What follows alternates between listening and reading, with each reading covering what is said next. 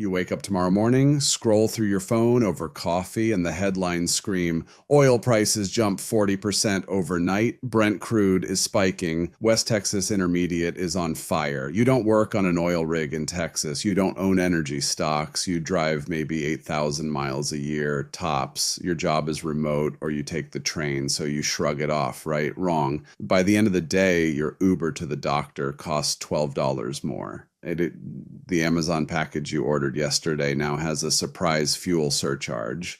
Your grocery delivery fee jumps the heating bill you pay in winter, already climbing in the futures market. Even your rent might tick up next lease renewal because your landlord's property taxes and maintenance costs just got more expensive. That 40% oil spike didn't just happen in some faraway trading pit in New York or London. It just quietly rewrote your budget. Today, we're breaking down exactly how rising oil prices quietly and sometimes brutally change the standard of living for ordinary Americans. We'll use real data from the International Energy Agency, the Federal Reserve, and painful lessons from 2008 and 2022. By the end of this video, you'll understand why oil isn't just about gas at the pump. It's about your rent, your groceries, your job security, your retirement account, and whether you can still afford the life you worked for. If that sounds important, smash the like button right now. It really helps the algorithm. And let's dive in. People love to say we live in a tech economy. AI this, apps that, crypto, cloud computing, EVs, everywhere. Cool story. But peel back the shiny apps on your phone and guess what's still underneath everything?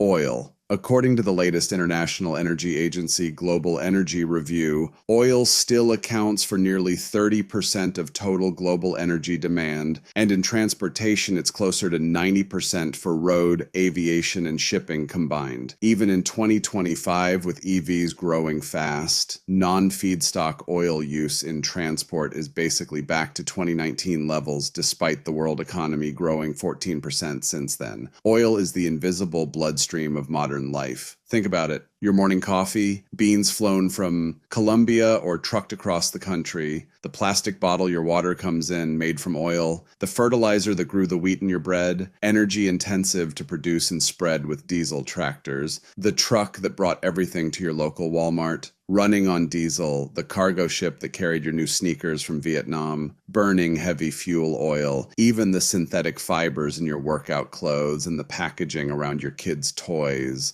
all petrochemicals derived from oil. In the United States alone, trucking moves about 70% of all freight. Aviation carries high-value goods and millions of passengers. Farms run on diesel tractors and combines. Factories use oil-derived chemicals. Global trade, the thing that keeps your Walmart shelves stocked, runs on oil-powered ships. The IEA is crystal clear. Even as countries talk renewables, oil remains the dominant fuel for anything that moves heavy stuff long distances. And when the price of moving stuff goes up, everything you buy gets more expensive. It's not complicated. It's physics and economics meeting at the gas nozzle. The immediate impact, your gas tank and everyone else's. The first place you feel it is obvious, the gas station. Crude benchmarks like Brent or WTI spike. Refinery margins get squeezed and pump prices follow within days. A $10 jump in the price of a barrel of oil typically adds about 25 cents to a gallon of gasoline here in the US. For the average American household that drives 12,000 to 15,000 miles a year, a 40% oil spike can mean an extra $800 to $1,200 a year just in fuel. That's real money, but it's not just your car. Delivery drivers, Uber and Lyft fleets, long-haul truckers, they all pass those costs straight to you. Amazon and Walmart quietly add fuel surcharges. Airlines raise ticket prices within weeks. Even public transit fares eventually creep up because buses and trains run on diesel or electricity generated partly from natural gas that moves in the same energy complex. I talked to a school teacher in suburban Chicago last year during the 2022 spike. She told me her monthly commuting costs jumped $180. She canceled her kids' soccer registration and started brown bagging lunch every single day. That's not a small inconvenience. That's a budget shock for families already living paycheck to paycheck. The hidden inflation machine nobody talks about. Here's where it gets sneaky. Oil doesn't stop at the pump. It feeds into inflation across the entire economy like a slow-burning fuse. Take groceries, the one expense you literally cannot cut. Modern agriculture is an energy hog. Diesel tractors, combines, irrigation pumps, fertilizers, and pesticides made in energy-intensive factories. Then the food has to be refrigerated, processed, packaged in plastic, and trucked an average of 1,500 miles to your plate. Studies have shown oil can influence up to 64% of food price movements through these channels. During the 2008 commodity spike, and again after Russia invaded Ukraine in 2022, we saw exactly this play out. Food at home prices jumped over 11% in 2022, while oil averaged above $100 a barrel. Your box of cereal, gallon of milk, pound of ground beef, every single one carries a hidden oil tax. And it doesn't stop at food, construction materials, asphalt for roads, chemicals for manufacturing, even the plastic in your phone case, all tied to oil prices. Now the Federal Reserve is watching. The Fed's whole job is to keep inflation around 2%. When oil-driven inflation spikes, they raise interest rates to cool things down. And when the Fed hikes rates, mortgage rates jump. Remember going from 3% to 7% plus in 2022 to 2023. Car loans get more expensive. Credit card APRs rise. Businesses borrow less, invest less, hire less. Suddenly, oil isn't just in your gas tank. It's deciding whether you can buy a house, whether your company gives raises, and whether your 401k takes a hit from slower economic growth, wages versus costs, the cruel math. Here's the part that really stings. Prices move fast, wages move slow. If oil jumps 30 to 40%, your grocery bill and gas bill react in weeks. Your salary, maybe a 3 to 4% raise next year, if you're lucky. That gap is called real income erosion, and it's brutal. Your purchasing power shrinks. Savings get eaten away faster. You delay that vacation, that new appliance, that home repair. Stress goes up, consumer confidence goes down, and when millions of Americans cut back at the same time, the whole economy feels it. During the 1970s oil shocks, we got stagflation, high inflation, and high unemployment together. In 2008, the oil spike to $147 a barrel helped tip an already fragile economy into the Great Recession. In 2022, we saw inflation hit 9.1%. The highest in 40 years, with energy and food leading the charge.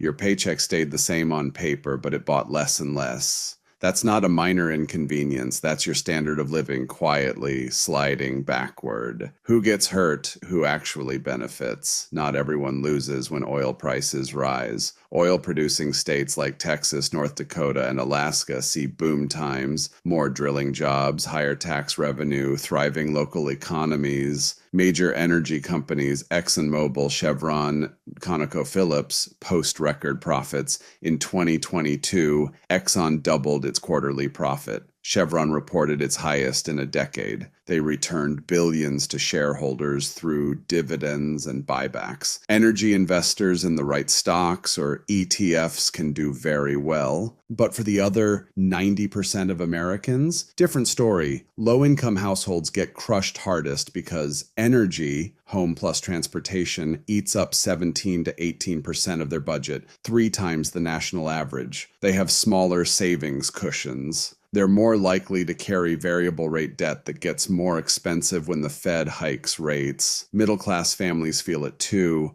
especially in car-dependent suburbs and rural areas. The K-shaped recovery we saw after 2020, high oil prices widen that gap even more. And in extreme cases, sustained high oil prices have helped trigger or deepen recessions because consumer spending, 70% of the US economy, slows down dramatically. Even in oil-rich America, we're not immune. A lot of people think, Hey, the US is the world's top oil producer now. Over 13 million barrels a day thanks to the shale revolution. We're energy independent. True, we became a net petroleum exporter in 2020 and we stay that way. But here's the catch. We still import millions of barrels of heavy crude because our refineries were built for it. Global prices set the marginal cost of gasoline everywhere. When the world price spikes, American drivers and businesses pay it. Compare that to Europe, which imports almost all its oil. When prices rose in 2022, Germany and the UK saw even sharper inflation and bigger trade deficits. Their currencies weakened, making everything imported more expensive, a vicious feedback loop. Americans felt pain, but Europeans felt it harder. Still, the lesson for us is the same. Oil prices are a national and personal vulnerability, and what you can actually do about it. You can't control OPEC plus geopolitics or the global oil market, but you can control how exposed you are. Know your exposure, track how much of your monthly budget goes to energy and transportation. Use apps like Mint or a simple spreadsheet. Most people are shocked when they see the real number. Build a bigger emergency fund. Oil shocks create volatility. Aim for 6 to 12 months of expenses if you can. Cash is king when prices spike. Invest smarter. Broad index funds, S&P 500 total stock market, already include energy companies. When oil rises, those holdings can help offset higher living costs. Consider a small dedicated energy ETF if you want more tilt, but never bet the farm. Avoid high variable rate debt. Oil spikes often push the Fed to raise rates. Lock in fixed-rate mortgages and loans now if possible. Cut your consumption intelligently. Drive a more efficient car or combine trips. Insulate your home. Switch to LED lighting. Small changes add up fast. Long-term remote work, public transit, or moving closer to work can save thousands a year. Stay informed. Follow EIA, weekly petroleum reports, and the Fed's Beige Book. Knowledge is the ultimate hedge. Energy cycles repeat. The question isn't if oil will spike again, it's when. The people who prepare quietly protect their standard of living. Oil isn't just a commodity traded in fancy suits on Wall Street, it's the pressure valve on the entire global economy.